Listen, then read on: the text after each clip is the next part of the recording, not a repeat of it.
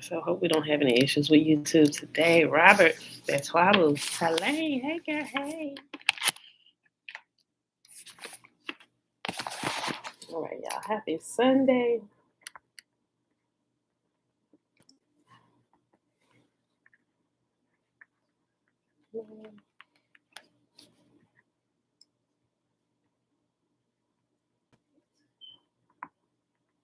Chapter 8.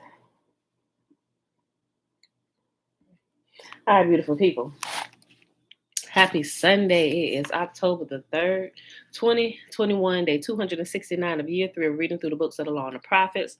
And of the 3-year consecutive day count, day 938.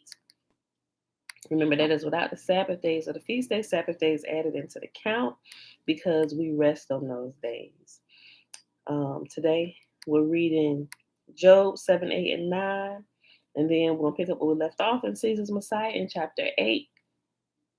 And we're going to backtrack to page 223. Okay. Tiffany. Oh, happy day. Hey, girl. Hey. Okay. Let's see. Let's go ahead and pull up the Shema so we get started. While the kids still upstairs. Bella woke, but she chilling out watching TV. Mom, shalom, shalom. All right, y'all. The Shema Dream Sky Lover. Good morning. All right, y'all. Remember, the Shema, excuse me, it's found in Deuteronomy chapter 6. Starting at verse 3. Hear, therefore, O Israel, and observe to do it, that it may be well with you, and that you may increase mightily, as Yahuwah, the mighty one of our fathers, has promised us in a land that flows with milk and honey. Hear, O Israel, Yahuwah, our mighty one, he is one. And you shall love Yahuwah, your mighty one, with all your heart, and with all your soul, and with all your might. And these words which I command you this day shall be in your heart, and you shall teach them diligently unto your children, and you shall talk of them when you sit in your house, and when you walk by the way, and when you lie down, and when you rise up. And you shall bind them for a sign upon your hand, and they shall be as frontlets between your eyes, and you shall write them upon the posts of your house and on your gates. And Yahuwah commanded us to do all these statutes, to fear Yahuwah, our mighty one, for our good always, that he might preserve us alive as it is at this day. And it shall be our righteousness if we observe to do all these commandments before Yahuwah, our mighty one, as he has commanded us. Christy, hey girl, hey. Okay, y'all, so let's get right into it. Pulling this up.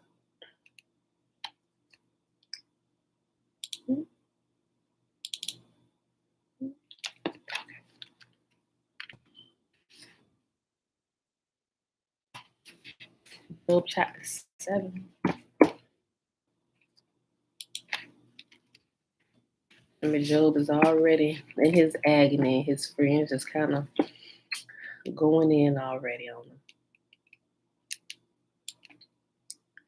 thinking that he's done something to sin because he's now struggling with things that they don't believe righteous people should have to struggle with. Not even considering once that it's Yah that could be testing him, right? Okay, Shayla, great rising. All right, y'all. Job chapter 7. Is not, excuse me, is not all human life a struggle? Our lives are like that of a hired hand, like a worker who longs for the shade, like a servant waiting to be paid.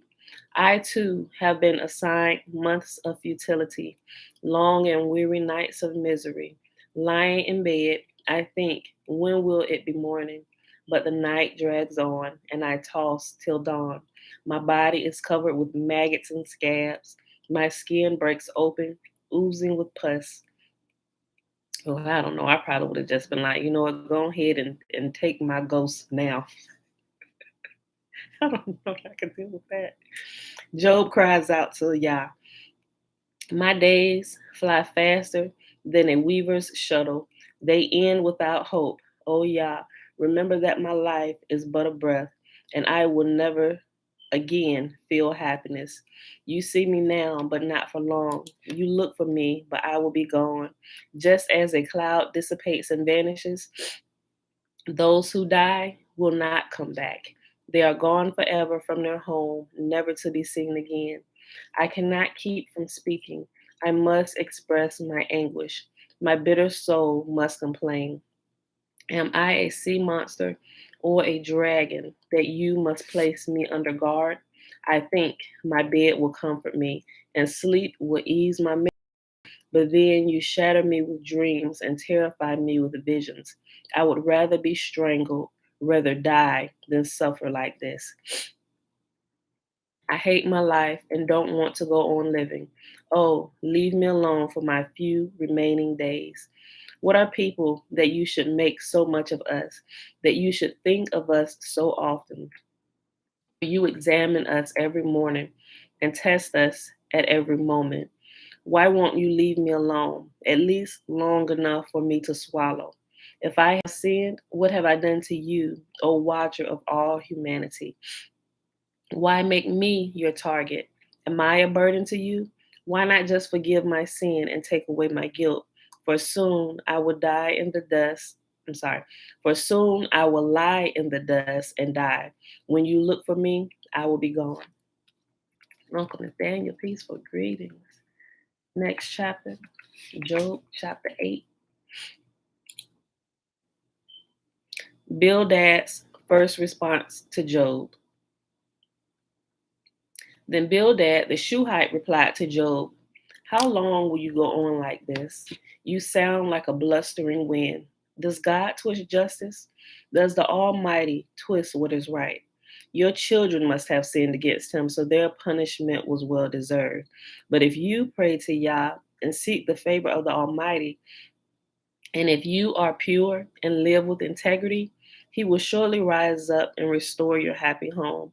And though you started with little, you will end with much. Just ask the previous generation. Pay attention to the experience of our ancestors, for we were born but yesterday and know nothing. Our days on earth are as fleeting as a shadow, but those who came before us will teach you. They will teach you the wisdom of old. Can papyrus reeds grow tall without a marsh? Can marsh grass flourish without water? While they are still flowering, not ready to be cut, they begin to wither more quickly than grass. The same happens to all who forget Yah. The hopes of the godless evaporate. Their confidence hangs by a thread. They are, they are leaning on a spider's web. They cling to their home for security, but it won't last. They try to hold tight, but it will not endure. The godless seem like a lush plant growing in the sunshine, its branches spreading across the garden. Its roots grow down through a pile of stones. It takes hold of a bed on rocks. But when it is uprooted, it is as though it never existed. That's the end of its life, and others spring on the earth to replace it. But look, Yahuwah will not reject a person of integrity, nor will he lend a hand to the wicked.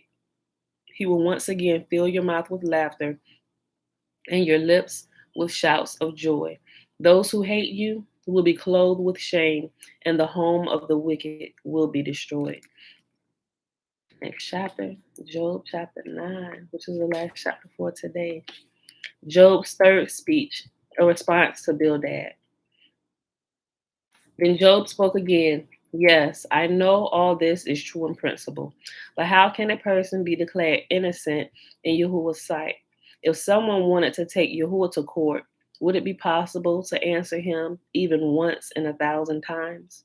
For Yahuwah is so wise and so mighty. Who has ever challenged him successfully? Without warning, he moves the mountains, overturning them in his anger. He shakes the earth from its place, and its foundations tremble. If he commands it, the sun won't rise, and the stars won't shine. He alone has spread out the heavens and marches on the waves of the sea. He made all the stars, the Bear and Orion, the Pleiades, and the constellations of the southern sky. He does great things too marvelous to understand. He performs countless miracles. Yet when he comes near, I cannot see him. When he moves by, I do not see him go. If he snatches someone in death, who can stop him? Who dares to ask, what are you doing? And if Yahuwah does not restrain his anger, even the monsters of the sea are but crushed beneath his feet. So who am I that I should try to answer Yahuwah or even reason with him? Even if I were right, I would have no defense. I could only plead for mercy. And even if I summoned him and he responded, I'm not sure he would listen to me, for he attacks me with a storm and repeatedly wounds me without cause. He will not let me catch my breath, but fills me instead with bitter sorrows. If it's a question of strength, he's the strong one. If it's a matter of justice, who dares to summon him to court? Though I am innocent, my own mouth would pronounce me guilty. Though I am blameless, it would prove me wicked. I am innocent, but it makes no difference to me. I despise my life. Innocent or wicked, it's all the same to Yah. That's why I say he destroys both the blameless and the wicked. When a plague sweeps through, he laughs at the death of the innocent. The whole earth is in the hands of the wicked, and Yahuwah blinds the eyes of the judges. If he's not the one who does it, who is? My life passes more swiftly than a runner. It flees away without a glimpse of happiness. It disappears like a swift papyrus boat, like an eagle swooping down on its prey. If I decide to forget my complaints, to put away my sad face and be cheerful, I would still dread all the pain, for I know you would not find me innocent, O Yah. Whatever happens, I will be found guilty. So what's the use of trying? Even if I were to wash myself with soap and clean my hands with lye, you would plunge me into a muddy ditch, and my own filthy clothing would hate me. Yahuwah is not mortal like me, so I cannot argue with him or take him to trial. If only there were a mediator between us, someone who could bring us together. The mediator could stop Yah the mediator could make Yah stop beating me, and I would no longer live in terror of his punishment. Then I could speak to him without fear, but I cannot do that in my own strength. That, my beautiful people, is our reading for today. That was Job 7, 8, and 9. That's pretty good. I know, poor Job. It's just like, whew. You can kind of, I don't know how many people been on their deathbed. I mean, I have never been on my deathbed. Last week was terrible, but what Job experienced, especially to the point where his flesh is rotting while he's still alive, and he see the maggots and flies and stuff. Oh, like I just said, I'd be like, Lord, take me now. I don't know that I could. I don't know that I could be as strong as Job. I will hope I would be. I will hope I would be. We all hope we would be, but sometimes we don't quite know until that pain start hitting our body in all the right places, right? And it seems like no relief is coming day or night, sleep or awake. We would hope we would be as strong as Job, right? But I don't think any of us alive here today have experienced his level of turmoil, at least those who are currently here. You may have, I don't know, but I know I haven't. Even with the whole Viet thing, it doesn't even compare to what other people experience in life, even with some other things that they have to go through, ailments in their body. So thank y'all that it wasn't worse than what it was, right? And we still here. Perry, good morning. All right, beautiful people. Alicia, hey, girl, hey. All right, y'all. So I'm gonna try not to run my mouth so much today so we can get through these locations. Okay, so we backtracking one. The location that we read yesterday, we're gonna reread it today just to kind of keep all the locations together in one reading. And it's just it's showing you how that even some of the prophecies in the Old Testament and the Dead Sea Scrolls, how they kind of took all those and kind of lined them up to where they seem like prophecies, but they're really not prophecies for real, right? And like I said before, like they keep constantly showing us through here. If you just read the New Testament by itself without being aware of some of the other scrolls and stuff, the Wars of the Jews and some of the other manuscripts that they kind of wrote simultaneously, but they split different ones up and gave it to different religious sects or whatever. So now they think, oh, this is it, and they think that this is just it, when it was all a part of a bigger story, and they separated it all and just kind of gave it to different people, kind of like on Marvel. You know how Thanos is trying to get all the jewels to put in that fist. I forget what it's called, in his hand. It's just like all the pieces of scriptures and manuscripts and things that were real and things that they actually fabricated. And a lot of the stuff they actually fabricated, right? The real Torah, they have burnt multiple times. Even when God gave it to Ezra and rewrote it, and it was burnt. They kept constantly burning the scrolls, rewriting it, and then giving it back to the people. So even a lot of the Hebrews, they got a lot of the shenanigans mixed in with the law, which is why you need the spirit of Yah, which is Yah himself, to lead you and guide you, right? So you can separate the truth from the error. So we're still going through that. Adaya, shalom, shalom. Okay, on page 233. To begin the analysis, I will first note the elements from the New Testament that are used in the root and branch satire. These concepts stem from the root of Jesse and the branch of David, messianic prophecies in the Old Testament and Dead Sea Scrolls. Root and branch elements in the New Testament are: 1. The messianic lineage is described as being pruned. 2. There is a predication that the messianic lineage will be grafted onto. 3. Jesus' capture occurs on the Mount of Olives. 4. 3 are crucified, but 1 survives. And 5. Joseph of Arimathea takes survivor down from the cross. The analysis continues by presenting each of the component passages that make up the satire in turn. Excuse me. The following passage. Hold on, so take a sip of water now. Sorry, y'all. It be catching me off guard sometimes, but it's really getting better. I really now during the day, I find that now, even though I don't cough during the day, probably because I really don't do that much talking. You would think I'm talking and hollering all the time, my kids, but I'm really not. This is the most talking I do every single day when we're here. You know, this is the most that I move my mouth. So I think that's why sometimes, like, if I don't cough all day and I get here, and it's like, okay, it's just trying to. I should probably talk more throughout the day. So when I'm here, everything is good. But anyway, I digress. The analysis continues by presenting each of the component passages that make up the satire in turn. The following passage takes place at the fortress Herodian.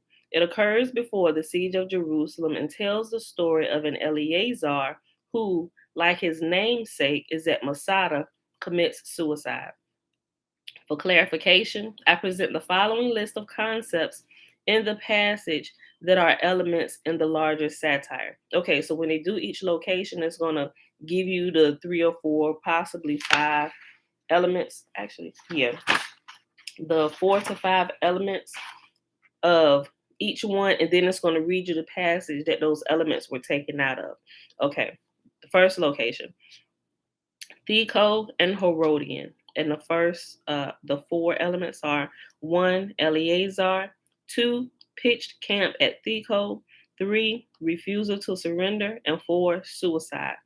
And here's where it was pulled from. Quote, nor was it long ere, E-R-E, nor was it long ere Simon came violently again upon their country, when he pitched his camp at a certain village called Theco, and sent Eleazar, one of his companions, to those that kept garrison at Herodian, and in order to persuade them to surrender that fortress to him. The garrison received this man readily, while they knew nothing of what he came about. But as soon as he talked of the surrender of the place, they fell upon him with their drawn swords, till he found that he had no place for flight, when he threw himself down from the wall into the valley beneath. So he died immediately. End quote. And you find that in Wars of the Jews 4, 9, and 5:18 through 5:20. The following passage is also part of the satire. The reader should recognize it as the passage I analyzed in chapter 6, which led me to understand that the name of the Messiah captured on the Mount of Olives was Eleazar. One of the elements that makes the root and branch satire so difficult to comprehend is that it uses the solutions to other puzzles as components. In other words, a reader must first solve the puzzle that reveals that the certain young man captured on the Mount of Olives was named Eleazar to be able to move forward and see the even larger story that the captured Eleazar is a part of. For clarification, I must present the following list of elements in the story that are part of the satire. This location is the Mount of Olives. Jerry, shalom. Yes, sir, shalom. Okay, so the first one here is Eleazar. The second is Pedanius, who is a physician. The third, Pedanius hangs Eleazar down from his hands as he carries him away. Number 4, capture occurs on the Mount of Olives. And 5, the fact that Eleazar is ordered to be pruned. Quote, many of the seditious were so pressed by the famine that they got together and made an attack on those Roman guards that were upon the Mount of Olives. But the Romans were apprised of their coming to attack them beforehand, and one whose name was Pedanius spurred his horse on their flank with great vehemence and caught up a certain young man belonging to the enemy by his ankle as he was running away. The man was, however, of a robust body, and in his armor so low did Pedanius bend himself downward from his horse, even as he was galloping away, and so great was the strength of his right hand and the rest of his body, as also such skill he had in horsemanship. So this man seized upon that his prey as upon a precious treasure, and carried him as his captive to Caesar. Whereupon Titus admired the man that had seized the other for his great strength, and ordered the man that was caught to be pruned for his attempt against the Roman wall. Excuse me, that's found in reference 123 in the back. And it gives you, where you find it. Whatever book and passage, all that is reference 123 in the back. End quote. The following passage is one of the most important in the works of Josephus because in it he records his parallel to the crucifixion of Jesus in the New Testament. It occurs after the siege of Jerusalem, but before the passage describing Eleazar's capture and release at Machaerus. Its temporal orientation relative to the other events in the root and branch satire is crucial.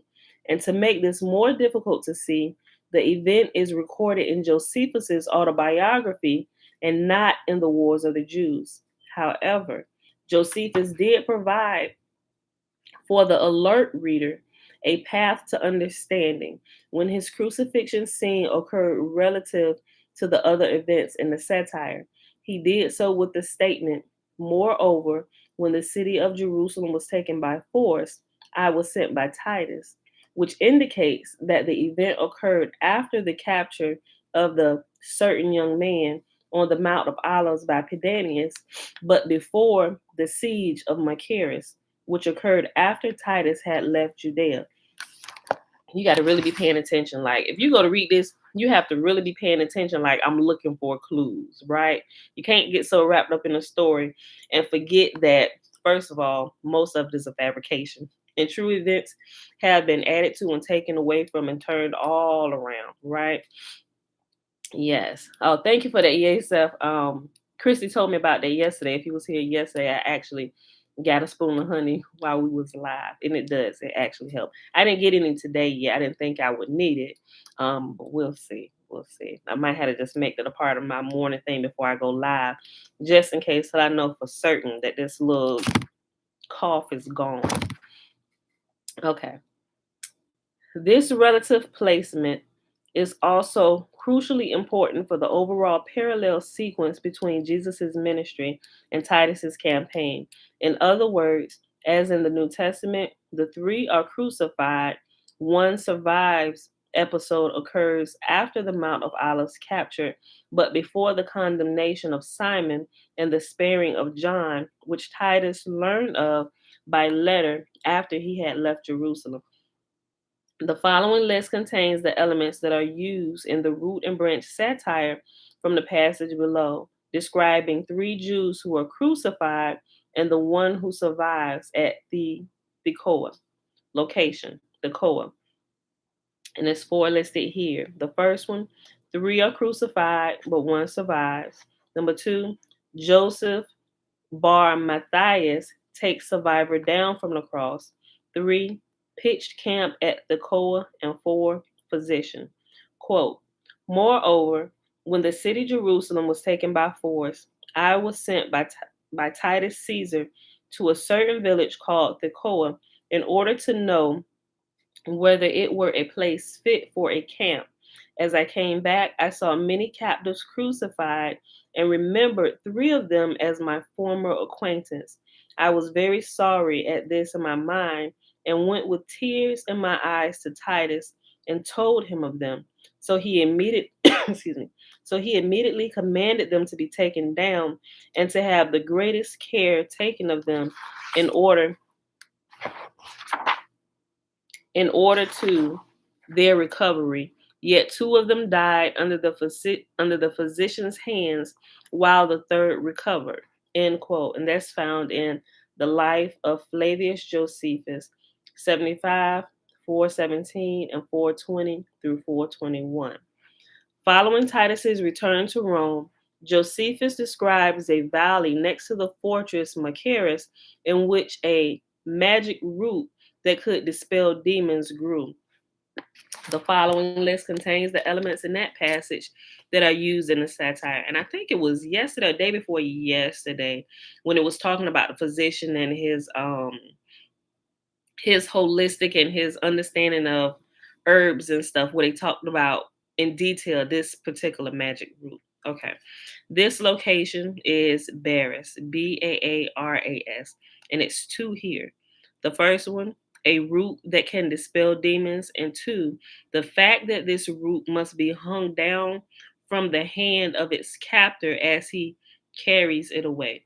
Quote, now within this place there grew a sort of rue, R-U-E, that deserves our wonder on account of its largeness, for it was no way inferior to any fig tree whatsoever, either in height or in thickness.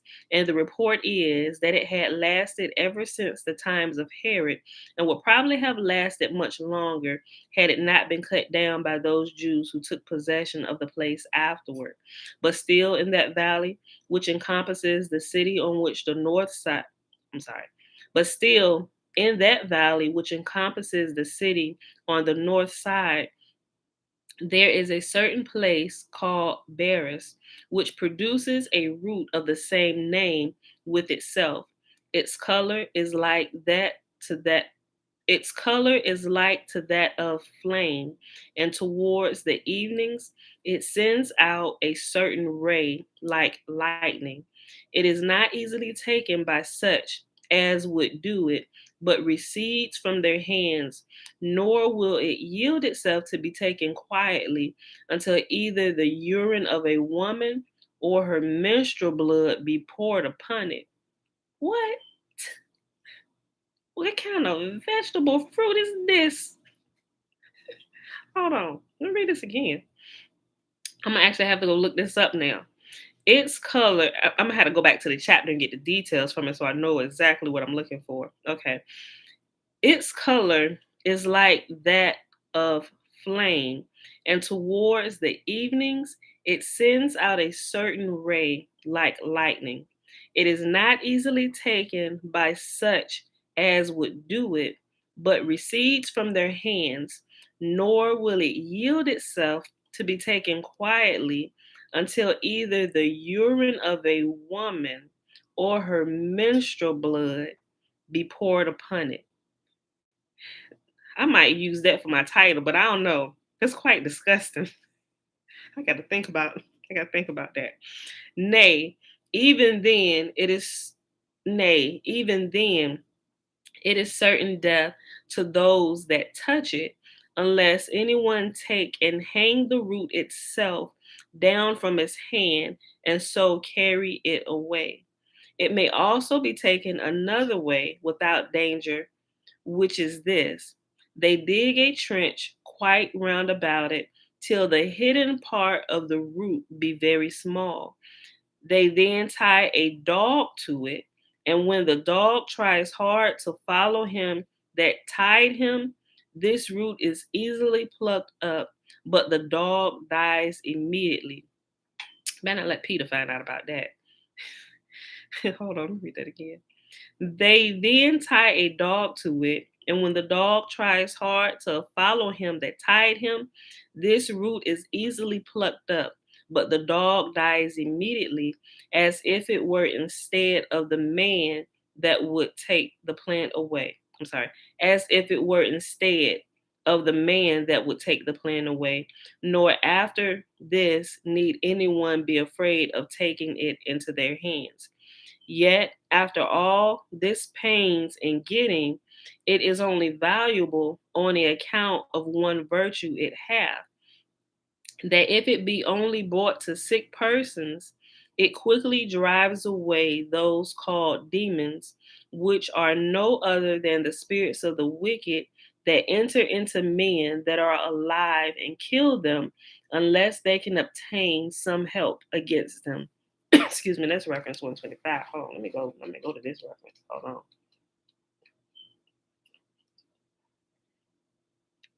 on. Okay, that was found. You can find that in Josephus's Wars of the Jews, volume 7. I don't even know what I don't know. It could be 2. What? Wars of the Jews, 7, volume 7. Oh, volume 7, chapter 2, page 25. I'm gonna have to go pull that up today. I'm gonna have to open up my copy and go look for this root. And then I'm gonna have to look for it on the internet and see, and look in like some medical stuff and see if they have this listed somewhere. I probably will find it in like my herbs dictionary or something like that. I don't know. But I'll let y'all know. I'm gonna let y'all know. Okay. End quote. Immediately following the description of the magic root, Josephus describes another incident involving an Eleazar at one of the Herodian fortresses, Machaerus. The following elements from the passage are part of the satire. This location is Machaerus, and it's spelled Macherus, just in case I might be pronouncing that wrong. The first one, the Herodian fort. Number 2, Eleazar. Number 3, the fact that Eleazar is carried away in his armor. And 4, the fact that Eleazar survives his crucifixion. Quote, now a certain person belonging to the Roman camp, whose name was Rufus, by birth an Egyptian, ran upon him suddenly when nobody expected such a thing, and carried him off with his armor itself, while in the meantime those that saw it from the wall were under such an amazement that Rufus prevented their assistance. Excuse me. That Rufus prevented their assistance and carried Eleazar to the Roman camp. So the general of the Romans ordered that he should be taken up naked, set before the city to be seen, and sorely whipped before their eyes. Upon this sad incident, excuse me, hold on. Upon this sad incident that befell the young man, the Jews were terribly confounded, and the city, with one voice, sorely lamented him, and the mourning proved greater than could well be supposed upon the calamity of a single person. There go the squirrel, y'all. Remember how I tell y'all that squirrel come like every day when I'm reading and just sit. He's sitting right there. You just sit right there in the same place and just stare in and look at me. When Bassus perceived that he began to think of using a stratagem against the enemy and was desirous to aggravate their grief in order to prevail with them to surrender the city for the preservation of that man, nor did he fail of his hope. For he commanded them to set up a cross, as if he were just going to hang Eleazar upon it immediately. The sight of this occasioned a sore grief among those that were in the citadel, and they groaned vehemently and cried out that they could not bear to see him thus destroyed. Whereupon Eleazar besought them not to disregard him. Now he was going to suffer a most miserable death, and exhorted them to save themselves by yielding to the Roman power and good fortune, since they now conquered all other people. These men were greatly moved with what he said, there being also many within the city that interceded for him, because he was of an eminent and very numerous family. So they now yielded to their passion of commiseration, contrary to their usual custom. Accordingly, they sent out immediately certain messengers and treated with the Romans in order to surrender the citadel to them, and desired that they might be permitted to go away and take Eleazar along with them. Then did the Romans and their generals accept of these terms. Bassus thought he must perform the covenant he had made with those that had surrendered. He let them go and restored Eleazar to them. End quote. And that's reference 126. The famous depiction of the siege of Masada is also part of this satirical theme. Its elements are, and this location is Masada, it's three of them: the Herodian fort, Eleazar, and not surrendering leads to suicide. Quote, this fortress was called Masada. It was one Eleazar, a potent man, and the commander of the Sicarii that had seized upon it. He was a descendant from that Judas who had persuaded abundance of the Jews, as we have formerly related, not to submit to the taxation when Cyrenius was sent into Judea to make one. End quote. And this Wars of the Jews. 7, 8, and 252 through 253. Those are the page numbers too. I know I just say the numbers after the book, but it's the page numbers, y'all. Finally, Josephus records his last story about Eleazar. This time he is located in Rome. Although included in the antiquities of the Jews, excuse me, we can be certain that the event occurred in Rome because Josephus states that the event occurred in the presence of Vespasian's sons. Notice the plural. Since Domitian did not travel to Judea, this fact establishes that the event took place after Titus had returned to Rome. In the passage, Eleazar is using a magic root to remove demons from captives. Its elements within the satire are and it changes the location. Location is Rome. It's three of them. The first one is Eleazar. The second one is the magic root. And number 3, the demons cannot pass through water. Quote, for I have seen a certain man of my own country whose name was Eleazar, releasing people that were demoniacal in the presence of Vespasian and his sons, and his captains and the whole multitude of his soldiers. The manner of the cure was this.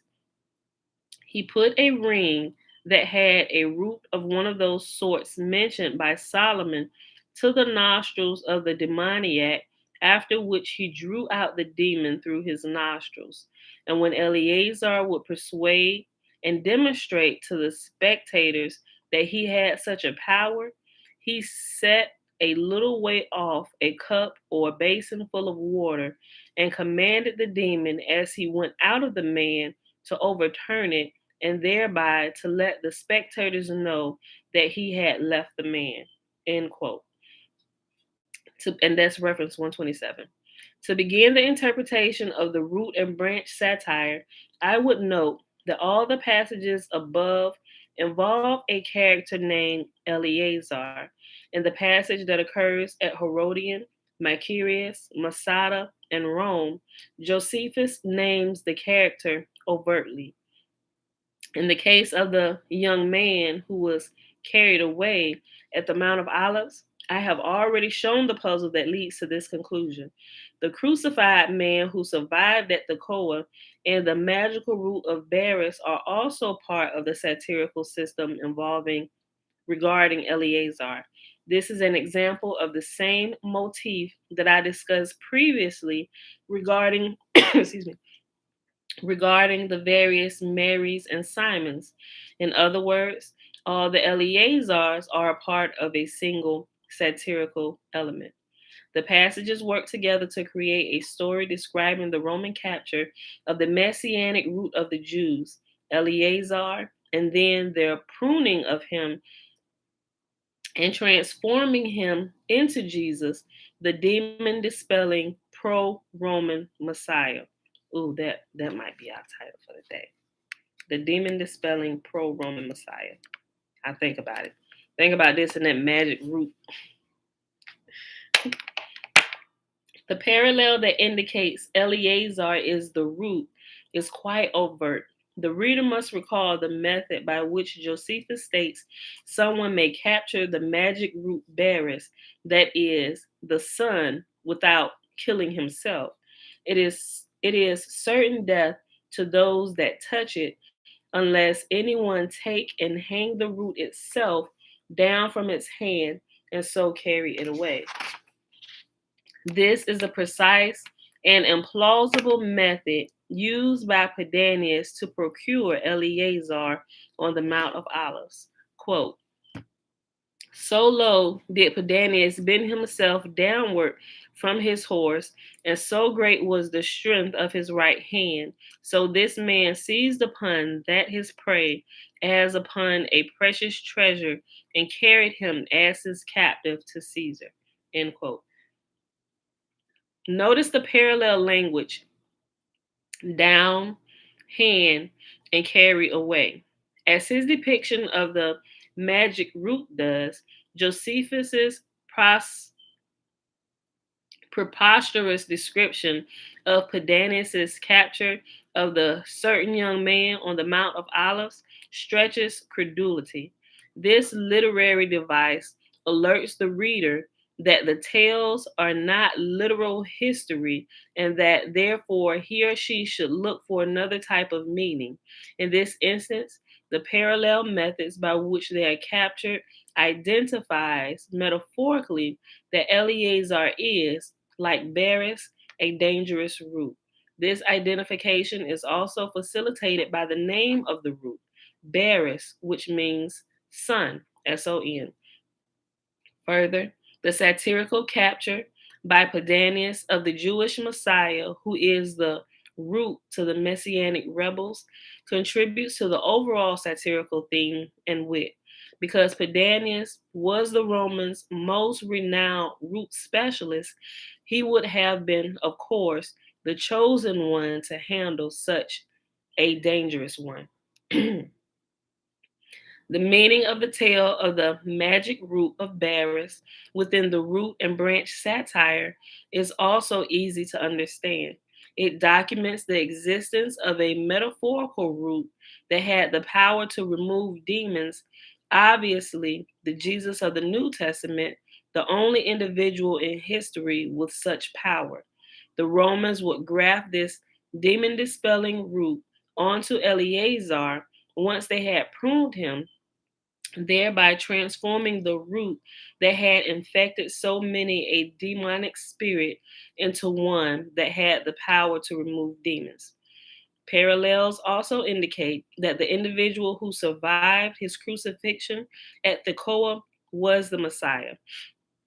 This individual would have been a Christ because, like his type in the New Testament, he was the sole survivor among three crucified men.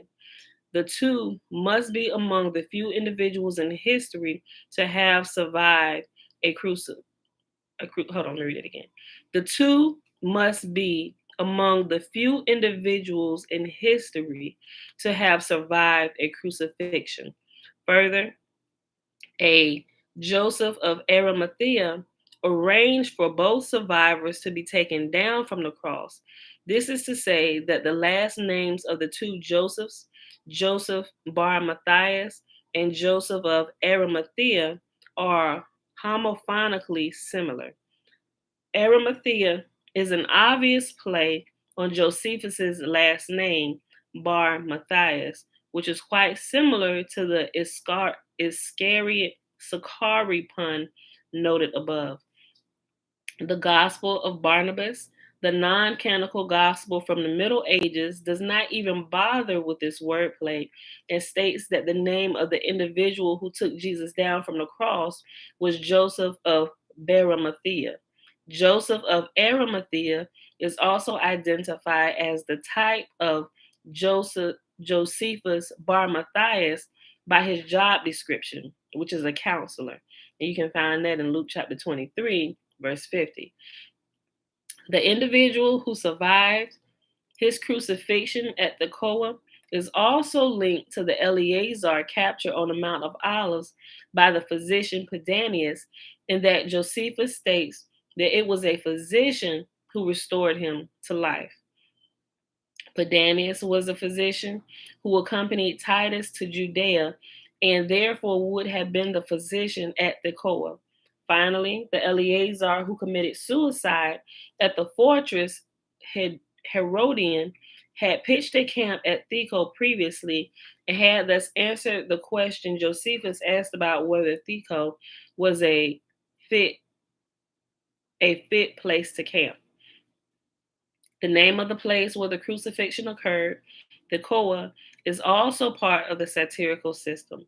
Thekoa, or Theokois, is the name of the Roman god of the questioning intellect.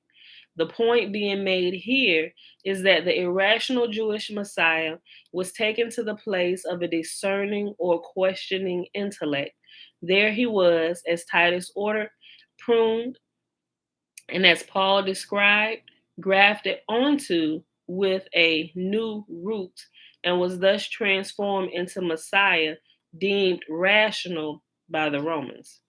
Knowing that the magic root was named Eleazar, as was the man who survived his crucifixion at the Koa, and knowing the time sequence in which these events took place, enables the reader to perceive the satire that all the passages work together to create. The Eleazar, captured by Pedanius on the Mount of Olives, is taken to Thekoa, where he is hung on a tree, that is, crucified, as Titus has ordered, pruned. The botanist and physician Pedanius then grafts the magic root of Baris, or sun, onto him. This process transforms Eleazar from a root. I already cleaned that. What did you doing, sis? I already cleaned the bowl out now. Just sit that on the floor. I know. Listen. Okay. No, what you're trying to do is you're trying to get these freeze pops in the deep freezer. No. Yes, I am. Yeah, thank you for your candor. She said, no, I'm not. Yes, I am. Okay.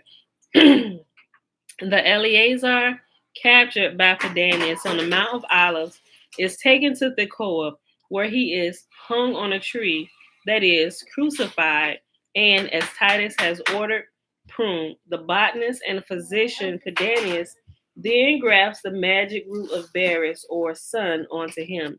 This process transforms Eleazar from a root that causes the Jews to be possessed by a demonic spirit into the root that dispels demons.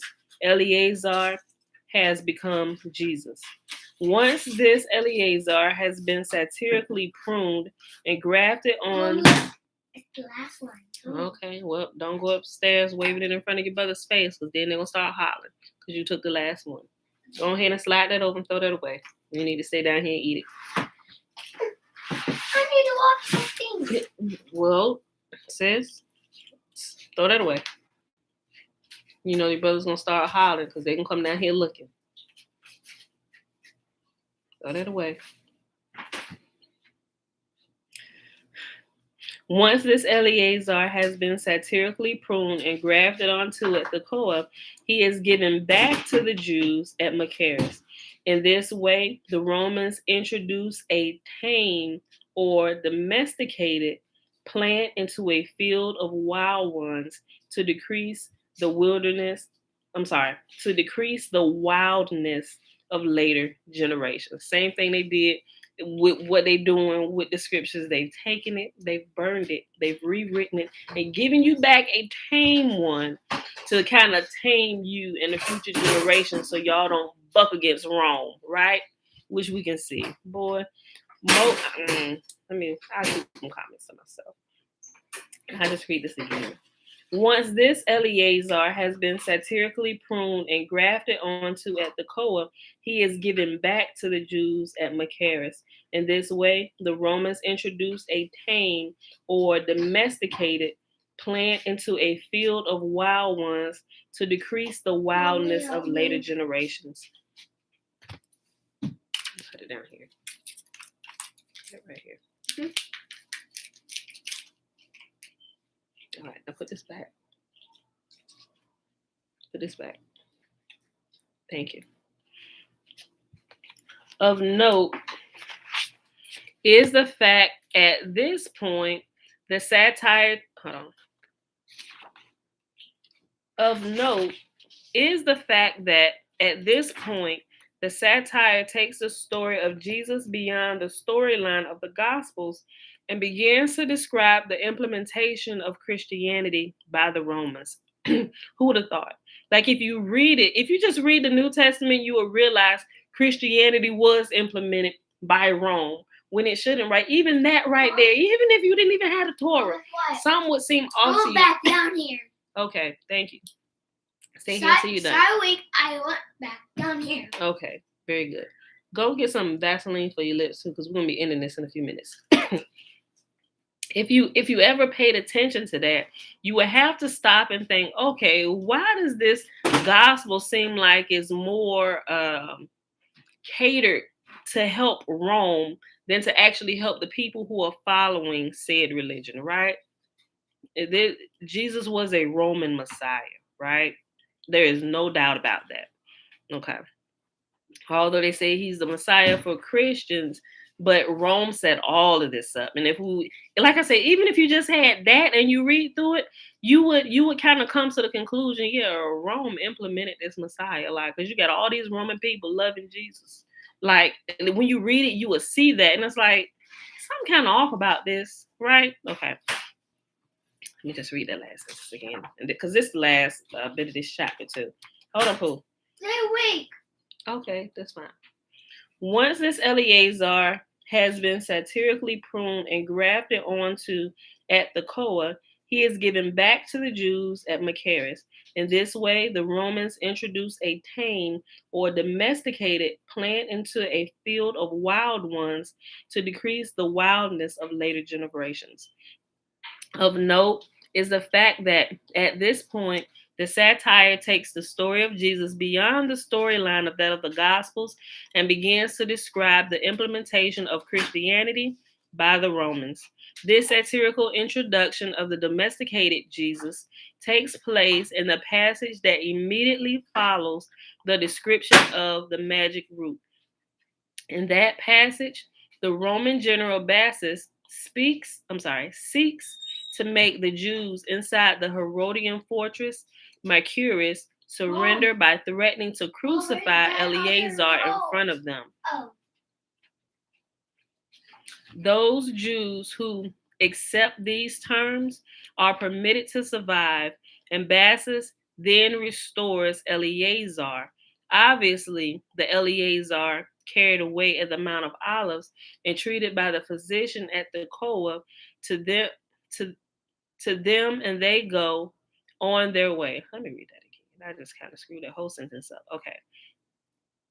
Those Jews who accepted these terms are permitted to survive, and Bassus then restores Eleazar. Obviously, the Eleazar carried away at Mount of Olives and treated by the physician at the Koah to them and they go on their way. In other words, those Jews who accepted the tame Messiah and his pro Roman doctrine are allowed to live. Oh, wait, that might be our title. I don't know. I get so excited about all this different stuff, and I don't know what I want to use for my title. And sometimes I try and chop it all up and use everything as a title so it look like I'm talking about all these different subjects. Okay, I digress. At Masada, however, another Eleazar, a parallel to Eleazar at Herodian, refuses to surrender and commits suicide. The point is that refusal to surrender and accept the new Judaism is tantamount to suicide. With this Eleazar's death, Josephus is also terminating the root and branch of the Maccabean lineage so that it will not compete against the domesticated messianic lineage newly established by Rome. Josephus concludes the root and branch satire with a description of yet another Eleazar who performs exorcisms at Rome. This Eleazar uses the magic root to pull demons out of captives, clearly indicating captured messianic Jews. This image represents a complete victory for the Roman homeopath, homeopath, oh, homeopathic approach over the problem of the messianic roots. I'm sorry, let me start that sentence over. This image represents a complete victory for the Roman I keep messing that word up, homeopathic approach over the problem of the messianic root that caused Jews to be possessed by demons. The root that caused the Jewish rebels to be infected has been domesticated by Paganians and can therefore now be used to cure them of the disease it brought about. Remember, this disease that they had was them only worshiping Yah, right? They were fire hot and mad with the Hebrews or the Jews, like he's called them here, because they would not worship Caesar or Titus or this new Jesus, which was still Caesar, wrapped up in gift wrap and stuff made to look like who they wanted to worship. Remember, you just got to go back and learn about the Sakari and Hebrews and how they worship Yah, and they won't having it because people only worshiping Yah disrupts the world systems and how they make money. It messes with the church's money. It messes with Rome money. It causes people to be thinking logically, and you're not under their deep delusion, keeping you doing all the things that they want you to do so they can eventually take everything you have. Guys, it's the same exact thing today, everywhere, all over the earth. Rome is ruling the entire world right now, right? And the only way they can continue ruling is by continuing to delude people and keeping them under a strong delusion. And technology, the information age, has further helped them to do that because they control the media and social media and a lot of other things, and they allow misinformation and lies to be perpetrated, and they themselves massively push out garbage propaganda to people that keeps that level of control that they have come to love oh so much, right? And unsuspecting people just kind of go through life, la la la, la la la. Well, this is just what it is. Rome is going to rule, and we're going to go to our grave down, wait for Jesus to come save us when they created Jesus. And you can wait for somebody that ain't never coming for you, right? Remember, if you don't remember anything else, this world was given to us. This is our place. This is our home, right? We should be ruling. But while we're allowing other people to lead us off the cliff, like sheep being led to the slaughter, we're going to keep dying and wait for something to happen that's never going to happen when Yahuwah set it up that we will cause it to happen, right? But it has to be enough of us woke to begin to change things, even like with the corrupt government. People want to kill the government altogether, but you do need some type of government, some kind of leadership ruling, but rulership should be righteous. If enough people would come out of their hobbit holes and begin to prepare themselves, I'm not saying it could go a couple different ways, because there's been many a good people that's prepared themselves and got themselves ready to go into government positions and got into government positions and then got tainted. And now they're a part of the system. And the thing that they believed at first has now been kind of been pushed to the sunken place, and they become like a wheel, like a cog in the whole contraption, right? So now they get in there and they're not doing what they should be doing. But if a big influx of people, if it's enough people, I think, and this is just gonna take some time. I think it's just gonna take some time.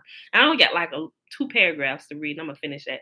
But if enough people all over the world is sick and tired of the shenanigans, if they would just rise up, here's what people are afraid of. They're afraid of dying. They're afraid of the Illuminati and the unseen forces that kill people that stand up to speak the truth. That's what people are afraid of. You know what? There's just some people that's just going to have to take one for the team, right? We got to know that going into this. It's just going to be some of us just going to have to take one for the team, right? But it's only so much ammo that they have.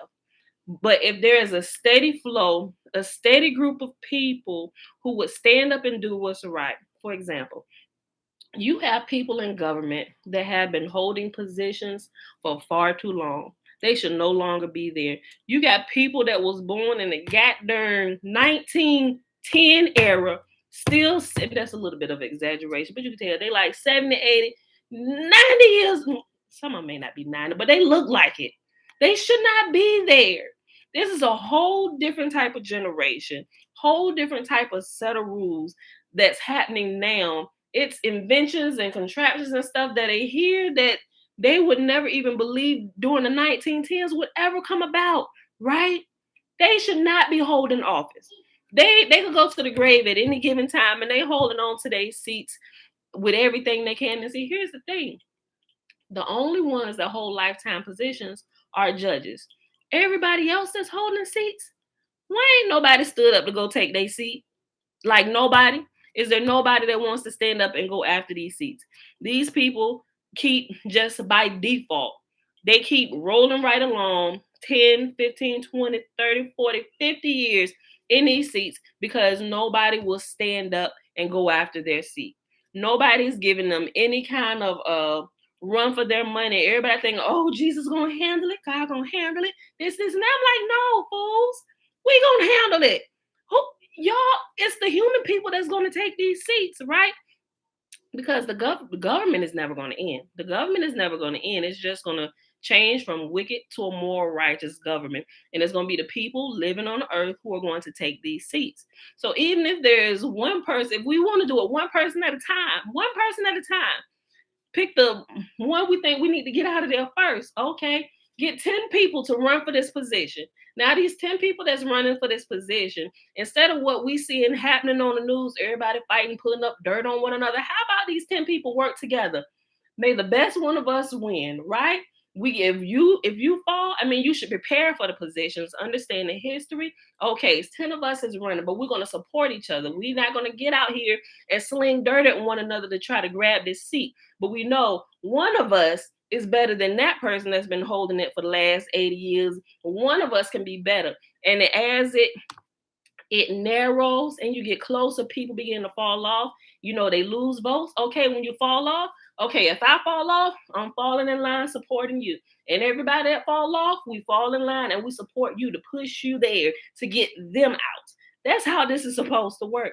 But everybody's sitting back waiting for a created Messiah that the government itself created to come save them and to help us to clean up this mess when we're the ones. That's why we keep living and dying and going to the grave and nothing happens. And they pushing stuff and making people take stuff. They're violating your rights. And the people say, oh, just wait on Jesus. He comes. I'm like, you know what?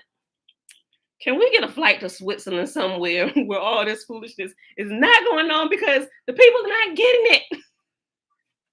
Guys, it's always been about government and governmental rule, right? It's always been about the righteous leading or the wicked coming usurping the righteous authority so they could then rule the people, right? Listen, uh, it's the whole world almost is like a city broken down without walls, right? And the wicked are just ruling, and the people think they have no power. And all the people have to do is unify, right? That's all we got to do. But I digress. Y'all can see I'm really passionate about this. Let me finish these last two paragraphs, y'all. Hold on. Okay. Because this is the end of chapter. This is the end of chapter 8. And we're at an hour and 5 minutes. Okay, hold on. At Masada, however, another Eleazar, a parallel to the Eleazar at Herodian, refuses to surrender and commits suicide. The point is that refusal to surrender and accept the new Judaism is tantamount to suicide. With this Eleazar's death, Josephus is also terminating the root and branch of the Maccabean lineage so that it will not compete against the domesticated messianic lineage established by Rome. Josephus concludes the root and branch satire with the description of yet another Eleazar, one who performs exorcisms at Rome. This Eleazar uses the magic root to pull demons out of captives, clearly indicating captured Messianic Jews. This image represents a complete victory for the Roman homeopathic. I got to look away from it because the word, when I look at it, it screw me up. I got to look away to think about what it says. The Roman homeopathic approach over the problem of the Messianic root that causes the Jews to be possessed by demons. The root that caused the Jewish rebels to be infected has been domesticated by Padanus and can therefore now be used to cure them of the disease it brought about. This image is both the fulfillment of the prophecy of Malachi, which foresees that the wicked will be left with no branch or root, and the conclusion of the satire that began in the New Testament concerning the root. Further, the passage concludes the black comedy theme regarding the inability of demons to pass through water, which began in the Demons of Gadara passage above and ends here with a demoniac spirit knocking over the basin full of water as it leaves the prisons, as it leaves the prisoners. These prisoners were the 2,000 rebels who were captured at Gadara, being demonically possessed. They could not pass through water and therefore did not drown.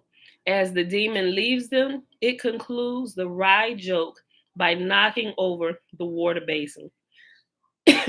The passage is also Josephus's last depiction of the domesticated Christ that the Romans created, and it provides us with their vision of his future.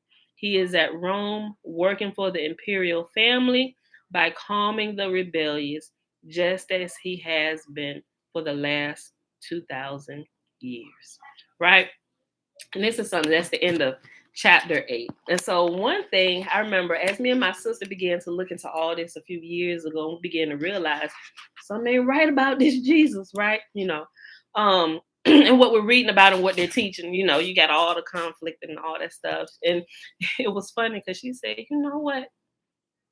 She said, it seems like, she said, if we look at it at the Hebrews from the Old Testament and we get into the New, it seems like the God that they worship in the Old Testament is completely different from the one that they worship in the New, which clearly we know that's true, right? They're not the same gods, right?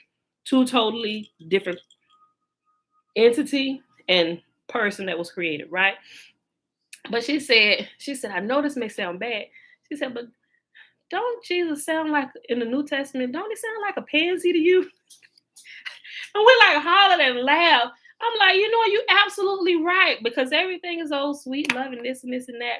Not that Yahuwah was like this tyrant God, because he wasn't. But that's what people who don't read, that's how they understand it. If they let people teach them, they don't know what the heck they're talking about, right? But because we see that all through Torah, that Yahuwah is constantly loving his people. He's constantly forgiving them. He said, come, let us reason together. Now let's talk about this thing. Look, I'm showing you how this world is created up. Good and evil. It's all you gotta choose one, right? Good or evil. He said, matter of fact, I create both of them. I create good and evil. He said, but I've set out paths before you, paths of life and paths of death. And I want to help you out. I want you to choose the paths of life. I want you to live, right? So anybody that say that the Old Testament God is a wrathful and vengeful God, they're absolutely wrong. That's like it's just completely wrong. The outlook on it is completely wrong, right? So, but they did. They have created a Messiah and given him to you to pacify you, and the righteous anger and indignation that will naturally rise up in people who see injustices being done, right? That's a natural thing and it's a good thing, but they don't want that to happen. They want to pacify you all together. No, you just forgive them. Like it's always forgive, forgive, forgive. Not that you shouldn't forgive people, right? Get what I'm saying? Because forgiveness is a real thing. And it'll save your life, it'll change your life around. But there are some people that get what I'm saying. I ain't gonna say there's some people you just shouldn't forgive, but there are some people that you just shouldn't forgive and let just get off, right? I.e., child molesters and people that they make a habit of murdering people. Those not the people you don't just kiss. Thank you. See you in heaven. Jesus gonna clean you up somewhere down the road. I'm gonna see you in heaven, and we just gonna be brothers and sisters for all eternity. Bull. That's crap. I'm trying to be nice. I'm trying to be nice about that. But that is a bunch of garbage if I ever heard and seen garbage in my life, right? And when you get your good common sense back and you see that, wait a minute, we have been played for fools. Like they tell us is kiss each other, forgive, let Jesus handle it. And then they pull out the scripture from the Old Testament, vengeance is mine, thus saith the Lord. I'm like, you know what? You're trying to calm me down against this injustice that's being done against these children, against me, against my family, against people. You should not be doing this to other. They trying to pat. Oh, you know what? Just God gonna get them. Ain't no vengeance like the vengeance God can give. So we do. I'm like, you know what? Something is wrong about that. But when people trying to pacify you, it's like they're trying to push that anger back down because they don't want it to get out of control. Like they have to deal with the Hebrews of old time and the Sakari because it'll be constant wars. And they don't want to war. They want to go through and just take everything they can take and keep you at bay. Oh, what? No, you need to just give them a little something. Just keep the anger down. Keep it right. Give them a little something. Change something for them, right? Give them a little something, but don't give them too much or they'll be able to come back and take everything that we've taken from them, right? Same thing with certain group of people all over the world. They pacify you with little stuff, and always promising you something, but never really give you anything. That's some crap if I ever seen crap in my life. And people act like that's not what's going on. That's really what's going on. And they use you for your influence to get people that they want to put them in place. Yeah, we look like complete idiots out here in this place, y'all. And there's nobody thinking about this. There's nobody thinking about this. MP, Shalom. Do you believe we're living in Revelations? Any of the New Testament? Let me explain. I'm going to take too long. Listen to what I'm saying. Do I believe we're living in Revelations? Any of the New Testament? Yes. Now, that may shock. What? You just talked? Let me tell you why. They created this crap. They created the story. And for generations, they passed the baton on to continue carrying out their story. Things are looking like they're coming to pass because they freaking wrote it. They wrote it. They control the government. They control most of the news channels, if not all of them. The ones that they don't control, it's kind of like people like us on YouTube. They kind of let us they pacify us for a little while. They just let you go because you know you don't really have too much influence. But the channels that grow and have influence, they cut them off, right? Because oh, you talking too much, boy. You talking too much, girl. Cut them off. Kill all their social media so they can't talk to nobody. And the only people you can talk to now is people you are face to face with. Maybe you set something else up where you can talk to people and tell them the truth, but they start removing you from everything. So you can't talk to anybody because now you have become a threat.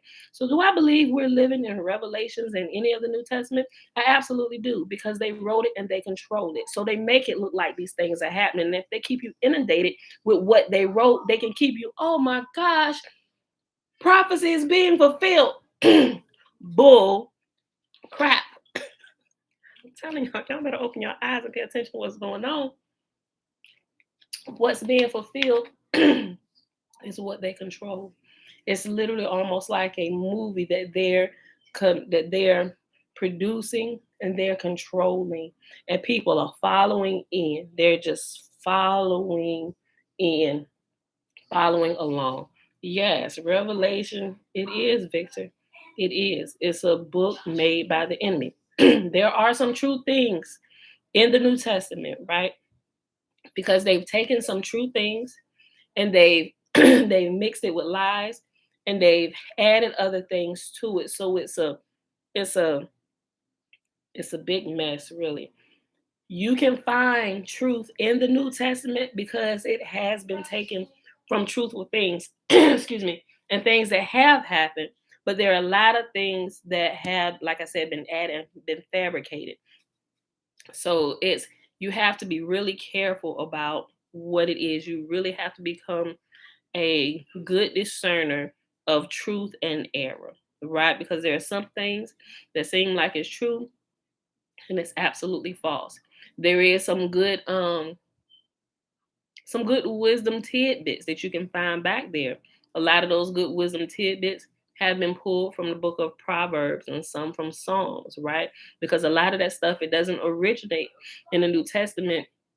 You can find the origin of those truthful tidbits in the Torah. They just taken it, moved it over, and added other stuff around. And that's a lot of times what stumps people. They're like, well, this is true. We know this happened. Yes. But you have to understand what was done, how it was created. Pajamas. So, Pajamas. okay. All right, y'all. I want to show y'all his new pajamas. All right. So, yeah, with that being said, excuse me, that's that. So I would encourage you all. Can I end the video? Who your sister? See, I hear your brother come here. Now everybody want to be the ender of the video. No. We're gonna let Tootie do this. Where she at? No. She's asleep.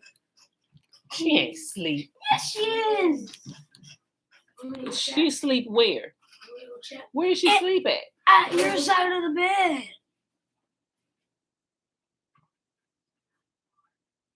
No. Sis is not asleep. Okay, no, y'all just telling me that. Okay, y'all.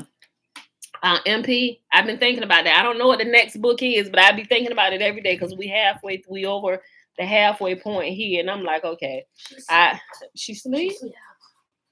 I'm gonna have to go check on her. Yeah. So I've really been thinking about it. I don't know yet. Mom, is this leather? No, it's not leather food. It's cotton. I think it's cotton. Cotton is a thing with you. Mom. Okay, guys, let me end this. Hold on. Okay, y'all. So let's go ahead and end this because they want to start having conversation. What, boo? Me and Josh wants to have a video, and we said say. Today is Sunday, October the 3rd, 2021. Day 269 of year 3. We got 2 days until Halloween. No, we really don't, son. Did you say October, Mom? We're in October. Halloween is at the end of the month. And why do you even care? You act like we celebrate Halloween when we don't. People are gonna come to our door. I know we're gonna do what we do every year. We're gonna look at them out the window and wave. Boring.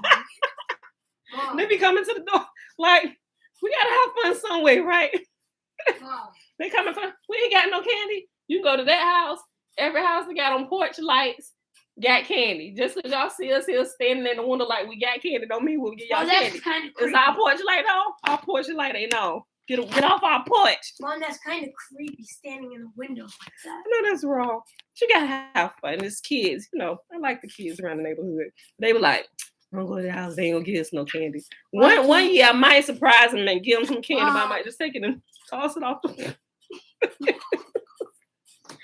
Y'all, we be being foolish sometimes. You gotta have fun. You really gotta have fun. Why can't we? Isn't that kind of like celebrating? Mom, why can't we celebrate? No, it's not like celebrating. It's trying to wake them up. We're gonna hit them in the head with candy. Yeah, but it's illegal. Hit them in the head with some. Somebody gonna turn us in one day. No.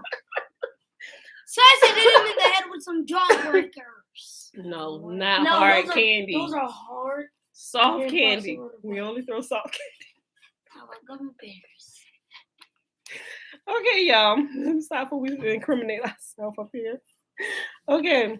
Mom, why can't we not celebrate Halloween?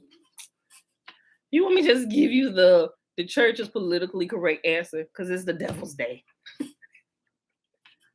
Don't get me started on this, y'all. What's the difference, son? You worshiping a created person. Yeah. Let me see. Why did we even learn about this? I'm about to finish the video. Thank you. Hold on. We read Job 7, 8, and 9. We read Caesar's Messiah. The rest of chapter 8. Where's the book? Page 223 to page. In the chapter 8 was page 234. Actually, 233. 234 is a blank page. So Mommy. 234.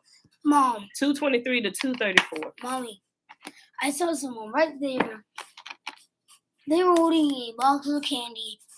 All the children went there, and she decided to throw the whole bag of candy on the street. Yeah. And then it spread it out to everyone's houses. Well, whatever. It spread out to dream. Blessing y'all. It's found in Numbers chapter 6. Starting at verse 22 through 27. Remember the first 21 verses is the Nazarite vow. Excuse me. And Yahuwah spake unto Moses, saying, Speak unto Aaron and unto his sons, saying, On this wise ye shall bless the children of Israel, saying unto them, Yahuwah will kneel before us presenting gifts, and will guard us with a hedge protection. Mom, on my birthday, you will never let me get a Nintendo Switch. Yahuwah will illuminate the wholeness of his being towards us, bringing order, and he will provide us with love, sustenance, and friendship. Yahuwah will lift up his wholeness of being and look upon us, and he will set in place all we need to be whole and complete. And they shall put my name upon the children of Israel, and I will bless them. All right, beautiful people. Oh, Trina, I just seen your comment from earlier. I meant to say something about it. You said they too greedy to support each other. We was talking about the government and stuff. Yeah, they definitely too greedy to support one another. That's why the people need to rise up and take over all of these positions in the government. We flush enough of them out. The good ones who are in there that are scared to stand up will stand up and support what's righteous, right? But it's certain key wickedness positions, people in those positions that need to be flushed out. We need to completely get rid of them. But yeah. So with that being said, beautiful people. All right, let's see. Thank you for answering. Oh, you're welcome. Oh yeah, you said that. Mom, are these real people? Yeah, they're real people. It's just their pictures they're showing. Okay. All right, y'all. That's it. I'll see y'all tomorrow. 7:15 a.m. Eastern Standard Time. Peace. And since Bella is asleep, that's kind of odd. I'm about to go upstairs and check on her. Sis don't never go back to sleep. Let him in. Okay. So we're gonna go ahead and end it. All right, come on, end this. Let me go check on this. All right, love y'all. Peace. Okay. Okay. Facebook is ended. You gotta end in YouTube. Next. No. Oh. Next. No, yeah, hit next. Next. Wait, no. Never delete. Hit never delete. Yeah, post now. Okay, now leave this here. Now you gotta end this one. See y'all, everybody. Bye Wait a bye. minute. Sure. When did you get long nails? All right.